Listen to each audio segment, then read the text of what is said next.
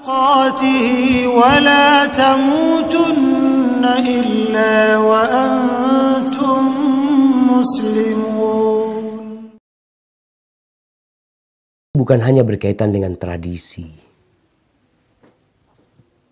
Kalau saya mengatakan ini pengaruh tradisi, ya itu pengaruh tradisi.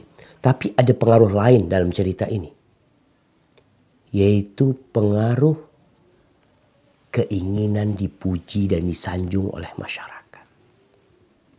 Karena ucapan yang terakhir, Abu Thalib mengatakan, laula an tu'ayyirani Quraisy. Andai kata aku tidak khawatir kaum Quraisy akan mencela diriku. Dia takut dicela, dia biasa dihargain, dia biasa dihormatin. Kalau dia kemudian berpindah, dan ini yang kita lihat jemaah. Teman-teman yang kita yang hijrah, yang mungkin sebelumnya dia diagungkan oleh fansnya, oleh pengikutnya, disanjung-sanjung oleh mereka, dipuji sama mereka. Ketika hijrah meninggalkan masa lalu mereka, apa yang akan dia hadapi? Dicela, dicaci, dimaki. Abu Thalib lebih memilih dihargain dan dihormatin sebagai tokoh dengan mempertahankan tradisi dan kebudayaan.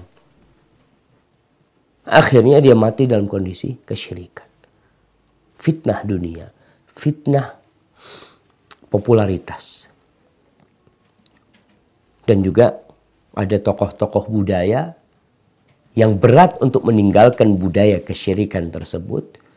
Karena ya dia akan dicela, tidak akan punya pengikut lagi.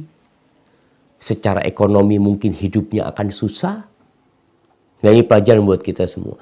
Artinya hilangkan keinginan-keinginan untuk mendapatkan penghormatan dari manusia.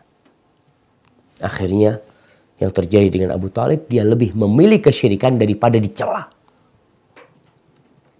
Karena dia tahu Rasulullah SAW hidup dalam celaan.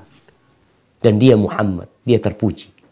Orang-orang mengatakan majnun, penyihir, dikatakan dukun, apa aja dicela terus Nabi Muhammad SAW. Artinya Abu Thalib melihat hal itu.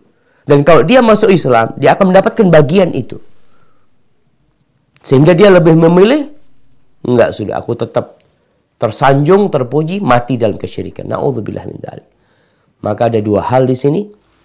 Yang kelima ini berkaitan dengan tradisi dan budaya dan berkaitan dengan penyakit hati. Itulah jemaah, Allah tuh lebih tahu siapa yang pantas mendapatkan petunjuk. Ternyata hati Abu Thalib itu memang ya sangat tidak pantas mendapatkan petunjuk dengan ucapannya. Dia takut dicela. Dia lebih mempertahankan agar dia tetap terhormat, mati dalam kondisi dihargai oleh orang-orang musyrikin, daripada dicela sama mereka.